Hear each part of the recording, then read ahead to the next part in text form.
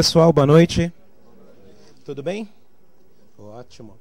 Vou falar um pouquinho da Zuri Treinamentos Personalizados, né? A Zuri é a minha empresa, é uma empresa com foco em soluções em venda, soluções e atendimento ao cliente. E depois a gente vai falar um pouco sobre um tema de muita relevância hoje, que é da crise.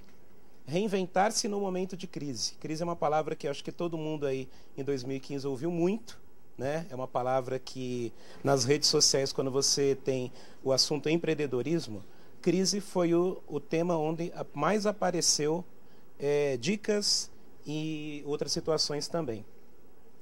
Pode rodar. Pode passar. O que acontece? Aí está um pouquinho do meu trabalho, né? Eu estou há 20 anos aí no mercado, sempre na área de vendas, área de atendimento ao cliente. Eu segui carreira numa grande administradora de cartões, que foi a American Express. Depois de lá eu passei para NET, TV por assinatura, e fui começando a atender alguns clientes de grande porte. Eu coloco como o Empretec um divisor de águas na minha carreira. Por quê? Foi um momento onde eu posso dizer que acho que o primeiro dia de reunião eu coloquei lá para os meus facilitadores o quê? Eu cansei de gerar dinheiro para os outros e quis ter o meu próprio negócio. Foi quando eu criei o quê? A Zuri Consultoria. Qual que é o objetivo da Zuri Consultoria? Na verdade, eu acabo levando para os meus clientes tudo o que um grande cliente pode fazer, porém de uma forma mais customizada, atendendo o pequeno e o médio empreendedor. Então esse é o objetivo nosso, né? Eu sou administrador de empresas, fui especializado de gerenciamento, supervisão de vendas, participo também do Comitê de Comunicação da Fiesp.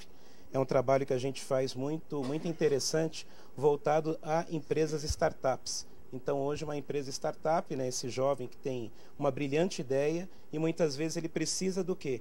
De um encaminhamento na vida empreendedora. Então, esse trabalho nosso lá na Fiesp justamente é para isso. A gente tem uma cartilha do empreendedor, porém, voltado a empresas startups.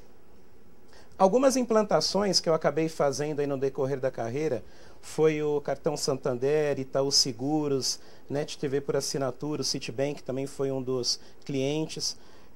Teve um trabalho muito interessante na Mocapac, que é um colega nosso, o Fernando, que é um empreteco também, que a gente acabou fazendo a reestruturação da equipe de televendas deles, né? E hoje a gente está atendendo aqui a Contours, que é uma academia voltada ao público feminino, né? Pode passar. Qual que é a nossa especialidade? Nós contratamos hoje vendedores, representantes comerciais, atendentes, ou seja, a gente, quando fala em contratação, a gente faz todo o processo de busca desse candidato, alinhamento do perfil da vaga junto aos nossos clientes, as entrevistas, todo o processo de testes psicotécnicos e acompanhamento nas entrevistas também. Então a gente entrega o candidato preparado para o empreendedor. Salvo que, num período de 60 dias, se esse candidato ele não se adaptou à política da empresa, ou não se adaptou, ou seja, não é aquilo que você esperava, a gente acaba fazendo a reposição dele sem custo algum para os nossos clientes. Então, hoje a gente tem esse diferencial aí no mercado. Cuidamos de treinamento, reciclagens de equipe, tem algumas ações muito interessantes que mais para frente eu vou falar, que elas são ações voltadas ao quê? A pós-venda. Pós-venda e também reativação de clientes inativos. A reativação de clientes inativos é muito interessante esse trabalho, porque hoje existe uma busca muito grande de se vender mais, eu preciso vender. Quando hoje eu vou para uma reunião, meu cliente, a primeira coisa que ele fala para mim é o quê? Eu preciso vender. E eu pergunto para ele muitas vezes, você precisa vender? Mas quanto tempo você tem em sua empresa? Eu tenho 5, eu tenho 10 anos, eu tenho 15 anos. Então eu falo muitas vezes para ele o quê? Você tem seus clientes, você está sentado em cima de um pote de ouro. Muitas vezes eles acabam até não me entendendo, né? Por que colocar isso daí? Mas porque ele já tem uma base de clientes. E essa base de clientes te gera negócio. Mais para frente eu vou apresentar um case que nós fizemos, né? Um case que deu um resultado muito interessante e trocar essas dicas aí com vocês também. A Zuri também ela faz o quê? Trabalho de implantação de central de televendas, chat, atendimento ao cliente, vendas normal. Pode passar.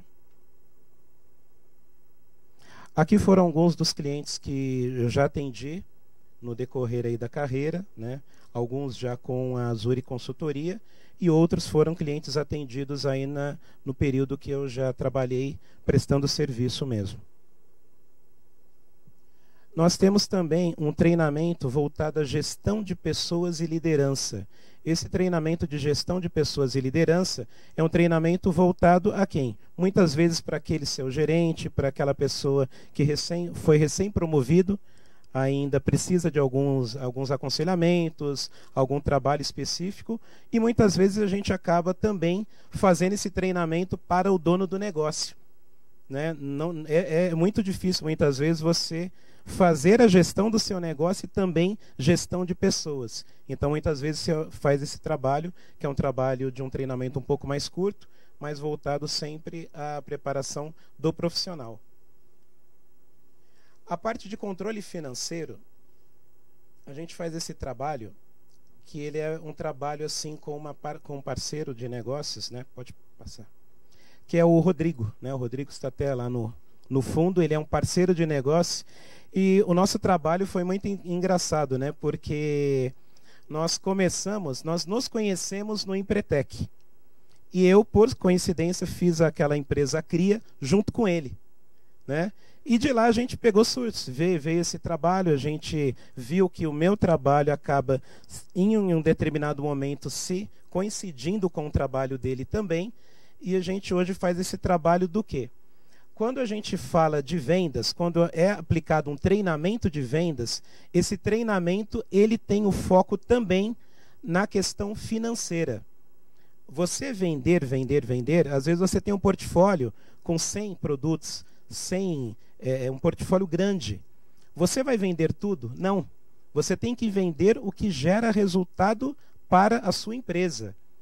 O que vai te afetar a sua margem. Então, entra esse trabalho do quê? O financeiro de vendas, que é a parte estratégica, que é a parte onde o Rodrigo ele acaba complementando aí o meu trabalho. Também a gente atua em fluxo de caixa, gerenciamento financeiro, planejamento estratégico, formação de preço, de vendas. Então, esse daí é um trabalho um pouco complexo, né? Voltado à parte financeira também. Temos o trabalho aqui de atendimento ao cliente, né? O foco não é apenas vender, eu vejo que quando a gente faz um trabalho muito forte e prepara a sua equipe, os seus funcionários com o atendimento ao cliente, a venda acaba sendo uma consequência. Por quê? Porque o cliente ele foi bem atendido. O cliente ele gerou uma expectativa, ele gerou um elo de confiança com a empresa de vocês. E esse elo de confiança ele pode se traduzir em quê? Em vendas. Então, muitas vezes a gente faz um trabalho muito forte no atendimento ao cliente e, consequentemente, a vendas acaba sendo uma consequência. A gente tem uma parceria também com empresas de locação de PAs, né? PAs é aquela famosa posição de atendimento, né? No call center, telemarketing é muito falado isso daí. Então hoje tem empresas que ela quer ter uma central de atendimento dentro da estrutura, porém o investimento acaba sendo alto. E muitas vezes eles optam por quê? Por locar um espaço que já está montado de acordo com a NR17, que é uma norma regulamentar, e você tem a sua central de atendimento. E lógico, quando você tem uma central de atendimento, você não precisa ter o quê? Você não precisa ter o famoso custo, não é? Então é justamente isso. A gente tem esse trabalho nosso também. Pode passar. Cliente oculto é uma das chaves também que nós temos, que é a avaliação do seu negócio através do cliente oculto, que é um trabalho de identificar oportunidades no seu negócio e traduzir isso daí em treinamento também. Pode passar. Aí o tema, gente, que a gente vai falar é reinventar-se na crise. Todo mundo ouviu falar muito em crise no ano passado, gente? Muito? Quase nada? O fundo está me ouvindo? Está ouvindo aí? Mais ou menos. Vou falar um pouco mais alto, então. Eu peguei e trouxe falar sobre crise, né? O que eu acabei trazendo aqui para vocês? Pode passar. Essa frase é de John Kennedy. Quando escrita em chinês, a palavra crise, ela compõe-se de 2 caracteres. Um representa perigo e outro representa oportunidade. Então, hoje a gente vai esquecer a crise, não vamos falar, a ideia desse encontro é justamente esquecer a crise, tá? Porque nós somos, afinal, empretecos. O empretecos, ele tem que se reinventar, ele tem que inovar o negócio dele, ele tem que fazer acontecer. O empreteco, nós ficamos ali 5 dias, 6 dias na sala de aula, justamente para quê? Para sair com esse gás. Nós temos que pensar diferentes. Então, pensando diferente, esse daí é o nosso trabalho. O nosso papel é o quê? Fazer algo diferente e a crise se transformar em oportunidade. Peguei e coloquei essa ilustração aqui, que ela traduz um pouco com relação à oportunidade. Pensar diferente da maioria pode ser fator de sucesso. Pode rodar. Quando a gente fala em crise, né, muita gente comenta muito da crise agora, crise de 2015, mas eu peguei e trouxe que crise, na verdade, nós temos desde 79. Foi a primeira crise que nós tivemos. Essa crise, né, tem muitos aqui que talvez acho que nem eram nascidos nessa época, mas em 79 nós tivemos uma crise do petróleo, né? Essa crise do petróleo, ela impactou nossa economia muito na época, inclusive a elevação do preço do combustível. E aí eu falo o seguinte, trago na sequência uma frase desse empresário aqui, Sebastião Bonfim Filho. Sebastião Bonfim Filho, né, pode passar para a próxima, ele é nada mais que o dono da Centauro. Essas empresas, pessoal, são empresas que criaram, que iniciaram suas atividades em plena crise de 79. Acho que todos conhecem essas empresas hoje, né? São empresas que foram criadas em 79, no meio da crise, no meio do caos, e elas estão aí, sobreviventes até hoje. É lógico, tem algumas que foram compradas, entraram outros grupos, né? Mas são empresas de 1979, no meio da crise, gente. Pode passar. Nós tivemos mais uma crise. A crise não parou por aí em 79. Nós tivemos uma crise da dívida externa e moratória no Brasil. Essa crise foi de 87 a 89.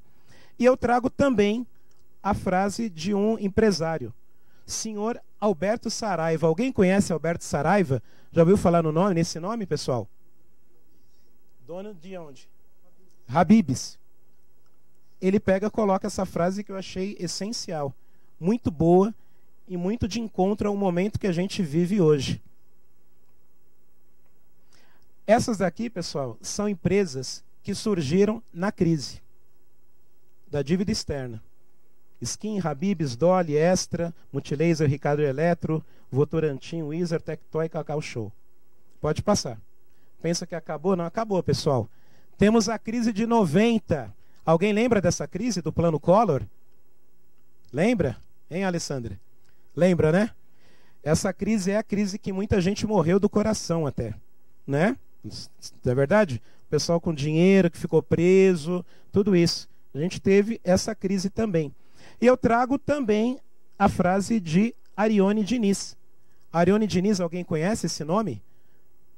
Não? Vamos passar aqui. Ele é simplesmente o dono da Ótica Diniz. Sim. Essas empresas, todas elas, surgiram na crise do Plano Collor, pessoal.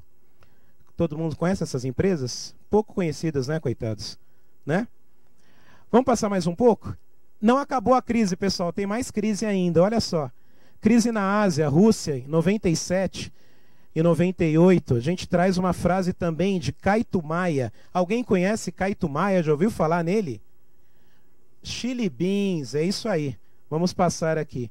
Olha só as empresas pequenas, coitados, né, que surgiram nessa crise. Baden-Baden, Biorritmo, Cielo, Wall, Chili Beans, Polishop.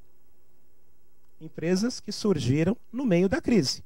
Será que acabou? O que vocês acham? Não? Tem mais crise ainda, pessoal? Tem? Vamos ver aqui se tem. Tem. Bolha da internet, 11 de setembro, lembram dessa data? Nós tivemos a crise também.